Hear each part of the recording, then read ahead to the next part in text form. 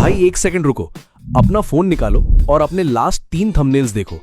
अगर उनमें से कोई भी थंबनेल सिर्फ एक प्लेन फेस या नॉर्मल टेक्स्ट वाला है तो वही चीज तुम्हारा सीटीआर नीचे खींच रही है, और सीटीआर ही डिसाइड करता है तुम्हारा वीडियो पे व्यूज आएंगे या नहीं। लेकिन अच्छी बात यह है कि इसे फिक्स करना उतना मुश्किल नहीं है जितना लगता है। आज मैं तुम्हें 6 साइकोलॉजी पॉइंट सिखाऊंगा जिससे तुम्हें खुद पता चल जाएगा थंबनेल काम करेगा या नहीं, चाहे तुम किसी भी नीश में हो। और वीडियो के बीच में मैं तुम्हें एक ऐसी मिस्टेक भी दिखाऊंगा जो थंबनेल को पहली नजर में ही कमजोर बना देती है, और उसको फिक्स कैसे करना है। तो चलो बताता हूं, ठीक है। सोचो एक मूवी ट्रेलर, वो तुम्हें पूरी मूवी कभी नहीं दिखाता, सिर्फ एक क्लाइमैक्स का झलक दिखाता है और बीच में कट कर देता है। तुम्हारा दिमाग तुरंत सोचता है आगे क्या हुआ। यही फीलिंग तुम्हें सिनेमा तक खींच ले जाती है। थंबनेल भी बिल्कुल यही काम करता है, और ये 2 तरीके से होता है। पहला है विजुअली। अगर थंबनेल में पूरा सीन या पूरा रिजल्ट दिखा दिया जाए, दिमाग को क्लिक करने की जरूरत ही नहीं रहती। लेकिन अगर इमेज में एक छोटा सा अनआंसर्ड गैप हो, जैसे कोई एक्सप्रेशन जो हाफ विजिबल हो या कोई ऑब्जेक्ट जो पूरा फ्रेम में ना दिखे, क्यूरियोसिटी तुरंत ट्रिगर हो जाती है। दूसरा तरीका है थंबनेल पे लिखा हुआ टेक्स्ट।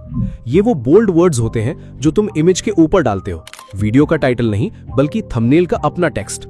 अगर वही टेक्स्ट भी एक सवाल या अधूरा स्टेटमेंट बन जाए, जैसे ये गलती या किसी ने नहीं बताया, तो टेक्स्ट खुद भी क्यूरियोसिटी क्रिएट करता है बिना किसी विजुअल गैप के। तो अपने थंबनेल में पूरी कहानी मत बताओ, कुछ क्यूरियोसिटी क्रिएट करो ताकि लोग खुद को रोक ना पाए क्लिक करने से। एक ट्रैफिक सिग्नल के बारे में सोचो। रेड लाइट कितनी इजीली नजर आती है ना, क्योंकि वो अपने सराउंडिंग से बिल्कुल अलग, ब्राइट और शार्प है। अगर रेड लाइट भी ग्रे होती तो कोई उसे नोटिस ही नहीं करता। थंबनेल्स का भी वही रूल है। जब सब थंबनेल्स डल या सिमिलर दिखते हैं, एक ब्राइट हाई कंट्रास्ट थंबनेल तुरंत आई को पुल करता है, चाहे कंटेंट कैसा भी हो।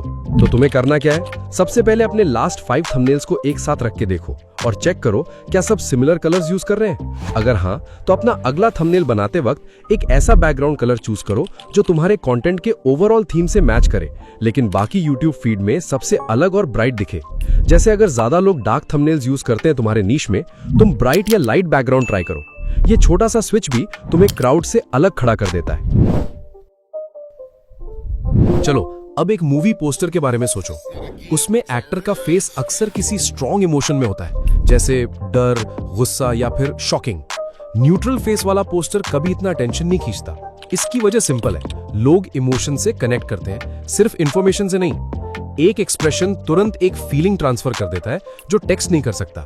तो अपना थंबनेल शूट करते वक्त इस बात को याद रखो, और सिर्फ एक नॉर्मल फोटो मत लगाओ, बल्कि उस वीडियो का सबसे स्ट्रॉन्ग मोमेंट याद करो। जैसे जब तुम्हें रिजल्ट देख के खुद शॉक लगा था, या जब किसी प्रॉब्लम से फ्रस्ट्रेट हुए थे, और वही इमोशन अपने फेस पे लाने की कोशिश करो। फोन या कैमरा के सामने 5-6 अलग एक्सप्रेशंस ट्राई करो, और जो सबसे ज्यादा जेन्युइन और स्ट्रॉन्ग लगे वही यूज करो। फ्लैट या पोलाइट स्माइल वाले फोटो से बचो, क्योंकि वो कोई भी इमोशन ट्रिगर नहीं करता। और अगर तुम एआई कैरेक्टर भी यूज करते होगे थंबनेल्स में, तो भी एक्सप्रेशंस ऐड करो, ठीक है। वैसे अगर तुम्हें ये 3 पॉइंट्स ऑलरेडी यूजफुल लग रहे हैं, कमेंट में अपना नीश लिख दो। मैं पर्सनली रिप्लाई करके तुम्हें बताऊंगा इन तीनों में से कौन सा पॉइंट तुम्हारे कंटेंट पे सबसे ज्यादा असर करेगा। अब चलते हैं पॉइंट 4 पे, जहां सबसे कॉमन मिस्टेक होती है। तो ये रहा वो मिस्टेक जिसके बारे में मैंने शुरू में बोला था। अब एक रोड साइन के बारे में सोचो। उसमें एक ही सिंबल होता है, एक एरो और एक स्टॉप साइन, है ना।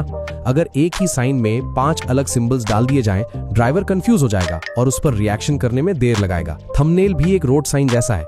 व्यूअर के पास सिर्फ 1 सेकंड होता है डिसाइड करने के लिए। अगर फ्रेम में बहुत सारी चीजें हैं, दिमाग कंफ्यूज हो जाता है और स्क्रॉल कर देता है। इसलिए अपने नीश में इसको कुछ ऐसे अप्लाई करो, जैसे कि थंबनेल डिजाइन करते वक्त खुद से पूछो, अगर व्यूअर इसे सिर्फ 1 सेकंड देखे, उसकी नजर सबसे पहले कहां जाएगी। अगर जवाब क्लियर ना हो तो समझ जाओ कि बहुत सारी चीजें हैं फ्रेम में। एक सब्जेक्ट चूज करो जो वीडियो का मेन पॉइंट रिप्रेजेंट करे, चाहे वो तुम्हारा फेस हो, एक प्रोडक्ट हो या एक नंबर, और बाकी सब एलिमेंट्स को या तो हटा दो या बहुत छोटा कर दो ताकि वो बैकग्राउंड में मर्ज हो जाए, समझे। तो इस पॉइंट को कभी मत भूलना।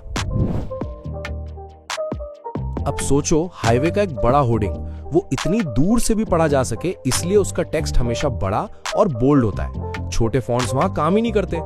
थंबनेल भी छोटी स्क्रीन पे स्क्रॉल करते हुए 1 सेकंड में देखा जाता है। अगर टेक्स्ट छोटा है, वो पढ़ा ही नहीं जाता, चाहे मैसेज कितना भी अच्छा हो।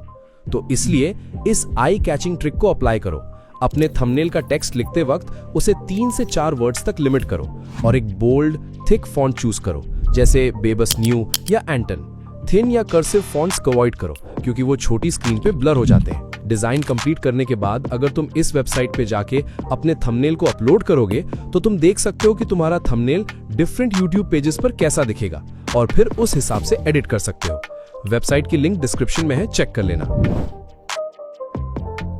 एक छोटा क्यूरेटेड मेन्यू ऑर्डर करना इजी बनाता है, लेकिन एक 10 पेज मेन्यू जिसमें 200 आइटम्स है कस्टमर को कंफ्यूज कर देता है और वो डिसाइड ही नहीं कर पाता। थंबनेल का भी यही प्रिंसिपल है, जितनी ज्यादा चीजें, टेक्स्ट, बॉक्सेस, आइकन्स, उतना ज्यादा कंफ्यूजन, उतना कम क्लिक। तो इससे सीखना यह है कि थंबनेल फाइनल करने से पहले उसे देख के खुद से पूछो, इसका एक लाइन में मेन मैसेज क्या है। अगर तुम्हें जवाब देने में सोचना पड़े या 2-3 अलग आइडियाज दिमाग में आए, इसका मतलब थंबनेल कॉम्प्लेक्स है। एक ही सेंट्रल आइडिया चूज करो, उसी के अराउंड टेक्स्ट और विजुअल डिजाइन करो, और अगर दूसरा आइडिया भी इंपॉर्टेंट लगे उसे अगले वीडियो का टॉपिक बना दो। दोनों आइडियाज को एक ही थंबनेल में ठूसने की कोशिश मत करो। जितना हो सके उतना क्लियर और सिंपल रखो थंबनेल को, ठीक है? तो ये थे सब 6 पॉइंट्स जो डिसाइड करते हैं कि कोई तुम्हारा थंबनेल क्लिक करेगा या स्क्रॉल कर जाएगा। अगर ये वीडियो हेल्पफुल लगा तो सब्सक्राइब कर दो, क्योंकि मैं ऐसे ही टिप्स एंड ट्रिक्स लाते रहता हूं जो एक्चुअली में हेल्प करते हैं। तो मिलते हैं नेक्स्ट वीडियो में, तब तक के लिए keep learning and keep grinding.